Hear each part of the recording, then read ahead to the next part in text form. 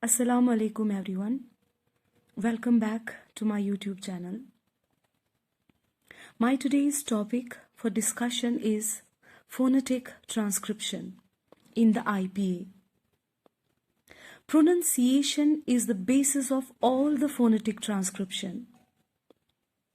In order to learn correct pronunciation and to transcribe a word phonemically, it's very important to know what is phonetics and what does the term IPA stand for.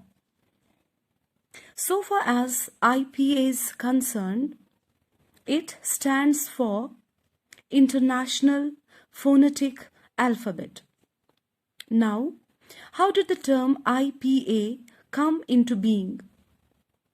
During the 19th century, it was realized by the linguists that there should be a standard representation of speech in a graphical manner.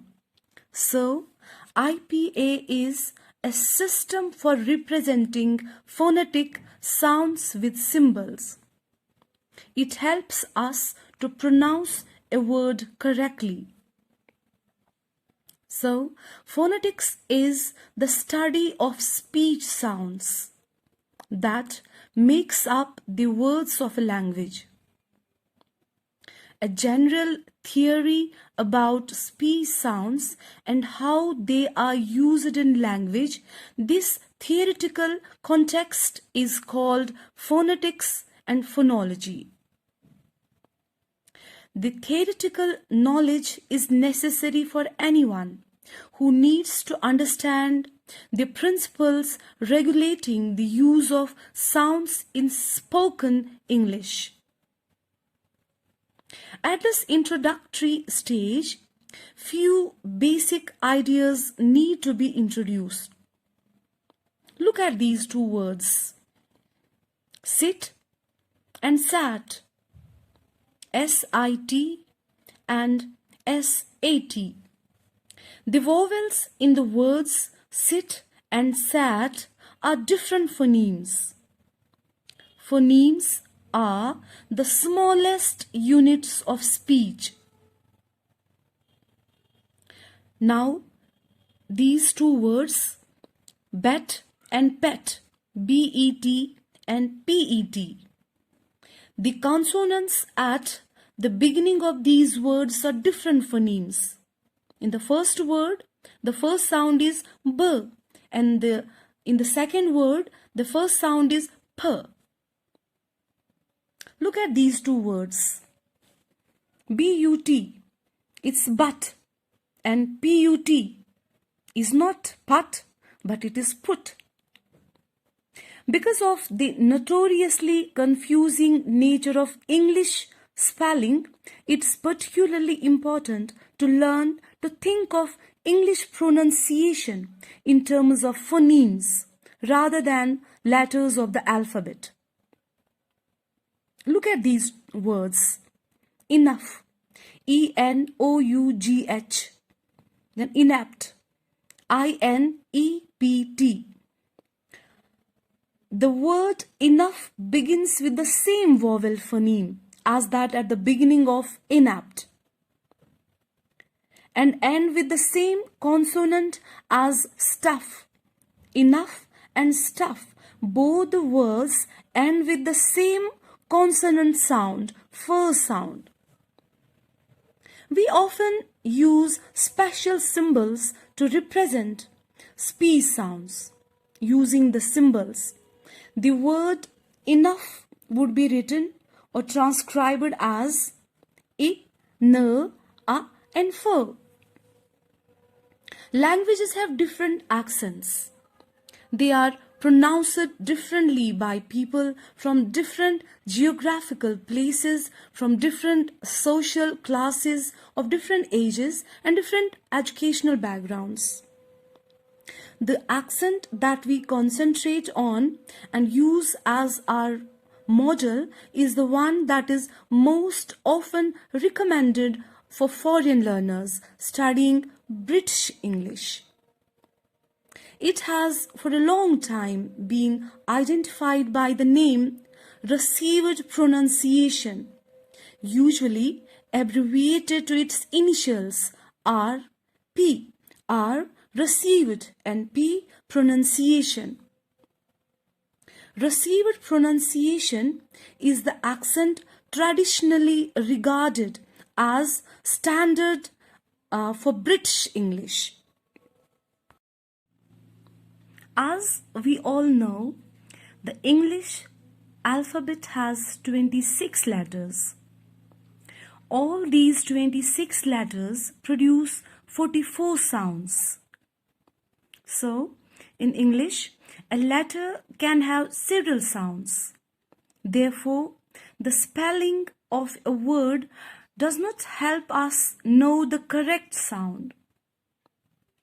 In order to learn how the sounds of speech are produced, it's necessary to become familiar with the different parts of vocal tract. These different parts are called articulators, and their study is called articulatory phonetics.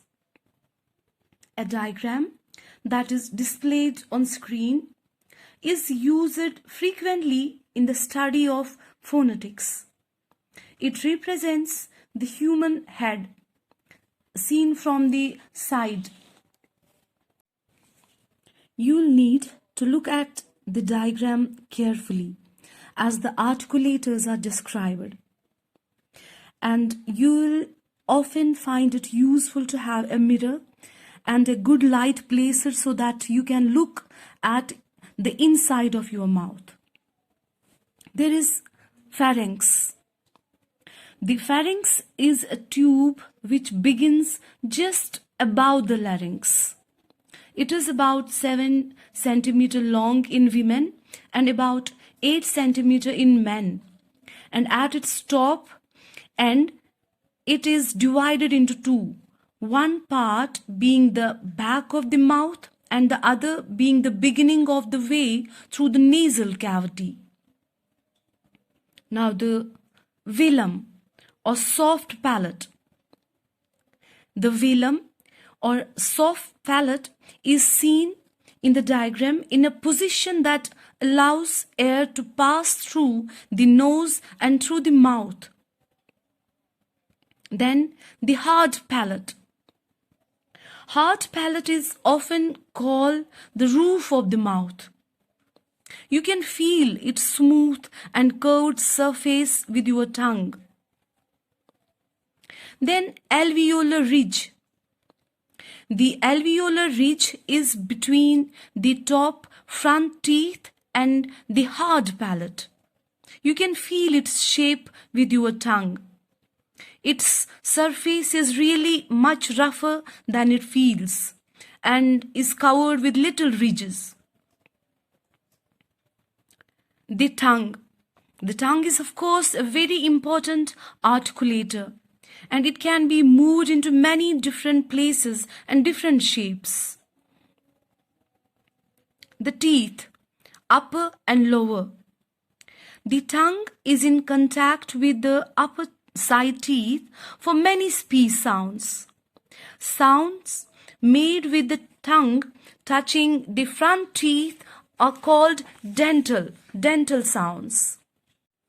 The lips are important in speech. They can be pressed together when we produce the sounds p or b, brought into contact with the teeth, as in f, v. F and f, v are fricatives.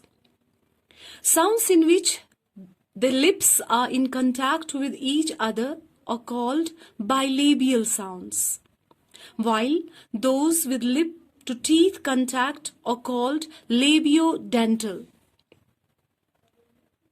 M, n or ng or ng sound are nasal sounds in which the air is expelled through both the mouth and nose. It was all for today. In today's lecture, we talked about phonemic transcription, IPA, and received pronunciation, articulators, and articulatory phonetics. Now in the next lecture, we will talk about the various sounds like consonant sounds and vowel sounds. Till then, Allah Hafiz and take care.